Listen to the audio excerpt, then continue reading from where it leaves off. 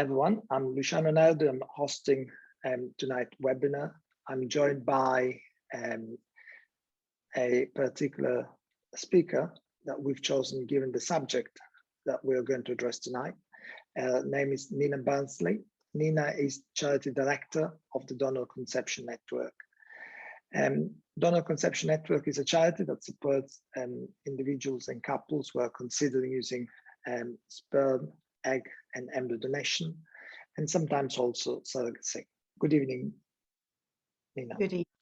Thanks so much for inviting me. As part of our aim to facilitate information that is shared with the public, with our patients, we are going to address an important topic tonight, and that is in relation to donor conception treatment. And Donor Conception Network is one of the pioneer organizations in the sector. So I'm privileged to have Nina with me tonight. And as first question to Nina, I would like to ask, what does Donor Conception Network do and why is it helpful to individuals? Okay, so the DC Network, we're a charity. I think that's the first thing to say, just because it sort of helps people to understand what kind of an organization we are. We were established nearly 30 years ago to help people who were considering using a donor, to put them in touch with other people who were using donor conception, and give them a space where they could talk about the differences, how it felt, how to make the decisions, what the issues were.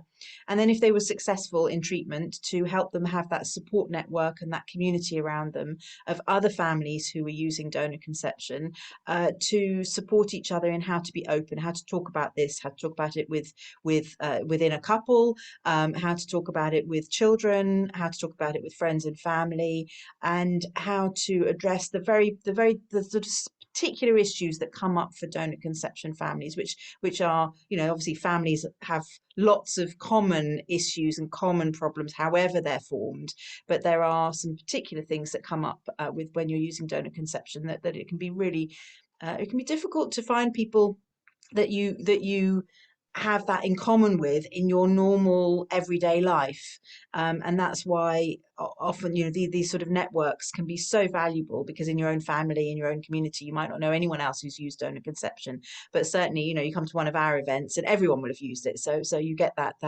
opportunity to talk about things with people who really understand what you're going through or what you've been through.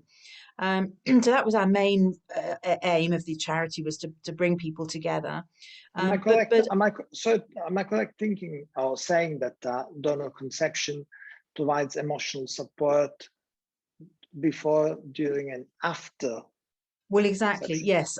Yeah, absolutely. So one of the big things that people struggle with if they're successful is how to be open with their children, particularly, but also with other people who might need to know. And so a lot of the support that we offer is around building confidence in sharing the story, explaining the story in a way that is child friendly and child appropriate language, but also is positive, is a story that you can feel comfortable and proud even of sharing with people, whereas that often the starting point of the journey is so emotionally complicated for people that it can be a bit of a challenge to get to that point where you can feel really confident sharing that. And so that's something that we put a lot of effort into. Thank you. And that links to my next question to you, Nina, is what sort of issues do people need to think about when they're considering to embark on donor conception treatment or expanding their family using donor gametes? Yes, well, they are quite complicated. So I think the main thing is that most people, when they're thinking about having a family, their default thought is that they will be using their own eggs or their own sperm to create that child. And then when you find yourself in a position where that's not going to be the case, or certainly even if you're using your own eggs and sperm, you're not able to use your partner's. So the issues, even if you fall in love with somebody and want to have a baby with them, generally it's because you want to make a baby together. And so when that isn't going to be an option, you suddenly find yourself on quite a different track. And then you're having to think, okay, we're bringing in this other person, this donor, into the family creation story. And who are they? What does it mean? Is this going to feel like my child if I haven't actually contributed the eggs or the sperm? Is the child going to think of me as their parent? The fears can go both ways. How am I going to talk about this? What kind of donor is going to work for me? Will a completely anonymous donor? Do I need someone who's known and who's going to be someone I can actually introduce to my child, or something in between? Do I have a particular thing that I want from this donor? So sometimes people have a particular characteristic or criteria that they'd like to match on. Let's say, I don't know, they're very tall, and they think, well, I want a tall donor because I want this child to also have tall genes that will mean that they will fit when they arrive in this family. They'll look like they belong. It might be some sort of religious or ethnic match that people are looking for. So, and it can be, and then of course there's time pressure, wanting to crack on with treatment. Very often people, by the time they're considering donor conception, they've already often been through quite a fertility journey. Not always, but and that can mean that there can be already a sense that they're behind schedule and need to get on with it. And yet this whole complicated decision of whether to do it, how to choose the donor, how to choose the clinic, how to get to a place where people can feel that they're comfortable. Often with partners in a couple, they will not be at the same stage, so it can take time for both of them to be on board and feeling like they're ready to go forward. So that can be very frustrating for the person who's ready to go, and their partner's perhaps a bit slower. So all of these things just get muddled in. And it can, and then on top of that, this is possibly one of the most emotionally charged decisions people are ever going to make, having a baby. And so that means you're making these incredibly difficult decisions at the time of your life where you're perhaps feeling quite overwhelmed emotionally and not at your best, let's say, for making those decisions. So the whole thing just becomes quite complicated. And again, that's where, clinic staff can be really helpful, counselling can be helpful. Hopefully our organisation will be really helpful, and just doing enough research, having enough conversations around this issue to help people move forward with that decision making, and getting to a point where they know, right, this is what we're going to do, and this is the way forward. So clearly, donor conception using fertility treatment is an extra layer, perhaps, of emotional complexity for individuals and couples. I think there is pressure in creating a family, and there are also a number of elements that the individual or the couple need to come to terms with. Hence why an organization like Donor Conception Network could be helpful. But from a practical perspective, in everyday clinical practice for me, and in everyday office work for me, why is donor conception different to other standard fertility treatments? What are the challenges that prospective patients may face or will face according to your 30 years experience? I mean, I think it does boil down to this wish for most people to create a child that is genetically related to them or their partner, and knowing that they're introducing this other person into the family in terms of its creation. And this child I'm going to be raising is not genetically related to me, potentially, but also this child is definitely genetically related to other people, so this donor, but also all of the donor's extended family. And so there's a kind of also a connection that the child will have to other people that you as parents won't have. And that can also feel sort of jarring and complicated. Sort of, who are these people, and what will my child feel about those people, and what will those people feel about my child, and how do they fit into the family in a kind of this broadest sense. And those people can feel quite threatening to some people, that like there's going to be this donor who is directly related to my child in a quite a fundamental way, in that I'm not. And will that mean that how can we create this confident, strong family unit when that genetic connection's broken, and the genetics to this other set of people exists? And now, obviously, we can see from our families, and people can probably find examples in their own wider networks where people have been adopted, or whatever, step families. Children can arrive, and families can be built in all sorts of different shapes and sizes, and in all sorts of different ways. But sometimes it can take time to work out, well, what are the answers to those questions, and they will be slightly different for different people. So for some people, actually, that genetic thing, it's just not a big deal. They will be able to move very quickly to donor conception, because maybe they've got some other experience in their life that means that they don't feel that strong need for those genes to be sort of a way to network the whole family together. Other people, it'll be the opposite. It's almost inconceivable for them to have a child, to feel that this child's going to be theirs when there isn't that genetic connection. And for them, it can either be impossible, or certainly challenging to get to a point where they can think, okay, no, this could be a way for me. And it certainly isn't right for everybody. There will be people where donor conception just isn't the right route for them, and that's fine. Absolutely. In my 21 years experience, I've seen many couples have come to see me, and I've discussed the opportunity to use donor gametes, if eggs or sperm, and that was the first choice, as they were aware of a family hereditary condition that they didn't want to pass on to their offspring. So I think having a child using donor gametes is not just sometimes the only option that couples have in order to create a family, but sometimes could be seen as the best option to have a healthy child.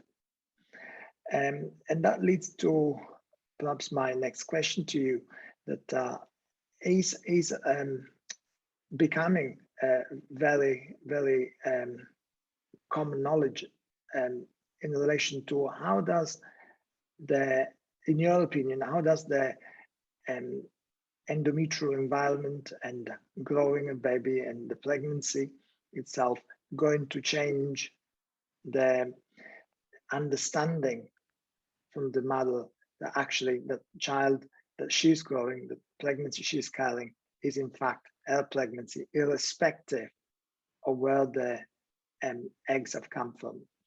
There has been some research recently showing that the exchange of nutrients, the exchange of blood between the mother and the fetus are actually important in determining the characteristics of that fetus and that pregnancy. So do you believe,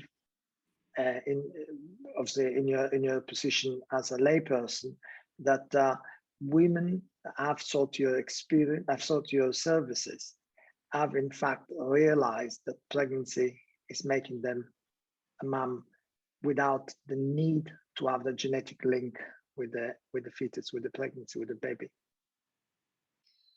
I certainly think it can help. I mean, you can going through a pregnancy helps women to really connect often with the baby, because they can feel it coming and growing.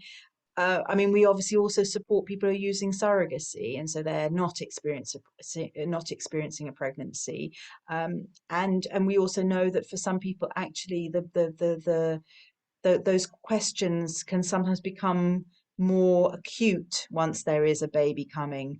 So they may feel, okay, no, this is going to be right for me, get pregnant, the baby's starting to sort of be felt. And then there can be anxieties. Okay, well, is it, still questioning, is it my baby? Will I bond? Will the baby bond with me? So I think it isn't as simple to say that just the experience of pregnancy resolves that, but it can, and it can certainly help. But and certainly, one thing that we would always say is that we all know the positive and important influence of parents on children. So it's not that there's obviously there is the DNA that you provide, but the love, the nurture, the feeding, the support, the cuddling when they're poorly, or when they're hurt, all of those things have dramatic and positive impacts on children. So, and that is the sort of the verb parenting rather than the noun. So the doing of the parenting that you can do to any child, regardless of how they've arrived in your life. And so I think we do definitely emphasize that be the active parent in helping this child and this baby, and in the case of what you're describing, in the womb. So yes, eating well, taking care of yourself, all of that is going to be making sure that this baby that's growing is going to have the best chance that they can. And then that carries on right the way, from once the baby's born, all the love and care and nurture and guidance that's offered by parents, all contributes to helping that little person become the best little person they can be. So yes, we would emphasize that. I think we try to not gloss over things at the network. I suppose I think in some ways we see our role as being the space that people can come with their really darkest, deepest concerns, and that they've got a safe place with us to share those with other people who may have been through similar worries and anxieties. And it's very interesting watching how transformative just sharing can be, just being able to voice those really deep anxieties with other people who understand, can help people enormously in sort of processing all of those. So yes, I agree absolutely. On the one hand, that there can be lots of ways that people can feel real ownership of this family, this baby, this child, but equally that doesn't work for everybody, and that's okay too. Thank you. I think you addressed very well why it's difficult to talk about donor conception for some people. But how do you explain why and who needs to know about donor conception to them? That's a great question, because that is partly what the organization was founded to help with. I think the first thing to say is that we are not trying to put pressure on people to do things that they don't feel comfortable with, or at a time that when they aren't ready. So for some people, the way I've described it before is that, if you think about your friendship group or your family group, there'll be people who are really comfortable talking about their most private and intimate concerns with anybody. They're literally sort of the person on the bus. They'll start, sharing things where you think too much information. There'll be other people who are at the other end of the spectrum, and they really would rather never talk about anything personal or a bit uncomfortable with anybody, no matter, even their closest partner. And most of us probably sit somewhere in on that spectrum, not so much one end or the other end. So if you're an extremely private person, then the thought of talking about something so personal as how this child was created can feel unthinkable. And obviously for those people, it's going to be a real challenge, and they may need a lot of time to get to a point where they feel that they understand why they need to be open and how they're going to do it and when they're going to do it. They may need a lot of support, and we wouldn't rush them, and we wouldn't want to put too much pressure on them. People at the other end of the spectrum, they may have the opposite problem, that they blurt it out to all and sundry, and then suddenly start thinking, actually, maybe I didn't want to tell literally everybody and for everybody to know my business, and so they can sometimes struggle also. I think the way we would emphasize it is to say the reason why we think it's a good idea to be open with children and with the small number of people who really do need to know is actually for parents. Because often before you've had a baby or you've got pregnant, you can live in a sort of fictional world where you think, well, I just won't tell. It's not relevant. It doesn't matter. I'm going to love this baby regardless. They're going to be my baby regardless. So why should I potentially upset people and have to talk about this uncomfortable topic when it's just not relevant? And that could be a nice thought, but the truth is, the reality is that that is not an easy position to hold in the long term, because as soon as a baby arrives, people start talking about who they look like, who they don't look like, what talents they have, and where that might come from. And so very quickly, parents can go from, not just not talking about it to actively feeling like they are being dishonest in their conversations, because everyone's saying, oh, it's very, she's very tall, you're both so small, and how come she's so tall, and or where did the curly hair come from, or oh, doesn't she, and she doesn't look like he doesn't look like either of you, it must be the milkman's baby, ha ha, whatever the conversation might be. And also that in medical discussions, so one of the first things that often happens to women when they're pregnant is the midwives will say, okay, well, let's do some, let's talk about your medical history. And of course, the woman's medical history, if it's egg donation, is almost irrelevant. And in terms of age, so if you've got a slightly older mum, let's say the mum is 42, but the egg donor is perhaps 25. So again, there may be medical situations where it's important for the midwife or the team at the hospital to know that although your age is A, that's not relevant because the donor's age is B, and so actually the red flag that might have popped up because of your age is not relevant in this situation. So you can even get into situations where you're potentially putting yourself at risk or putting the baby at risk because the people who need to know this information don't. So there's all sorts of sort of uh, early situations that can come up, which can be very uncomfortable for people if they haven't got to the point where they can at least start thinking about being open about this information. Then the other reason why it's useful for parents to get comfortable at that stage is because having conversations when babies are very little, and particularly talking to children when they're very young, you're not going to get it. They don't know what you're talking about. So, and sometimes people think, oh, yeah, so why would we tell them if they don't know what we're talking about? But that's precisely why you might want to start that conversation when they're young, when they're sort of under 5, because they're not going to ask a question. They're not really going to understand what you're talking about. So if you get it wrong, if you use slightly clumsy language, or maybe you get a bit upset because you're recounting your own journey and that's very emotional for you, and you perhaps start feel a bit sad, or even start crying or something, they're not going to remember any of that.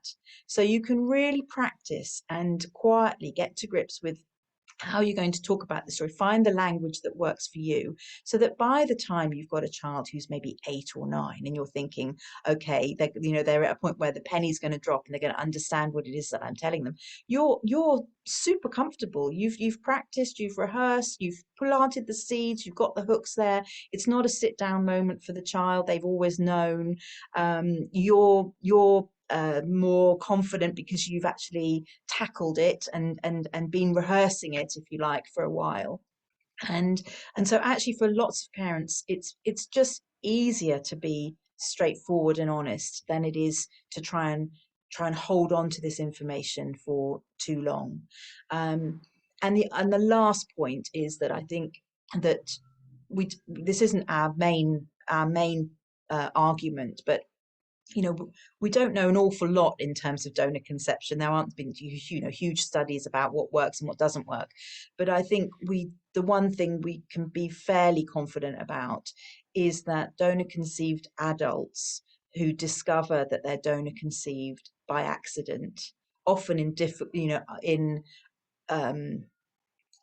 circumstances that would not be considered ideal, that is not good.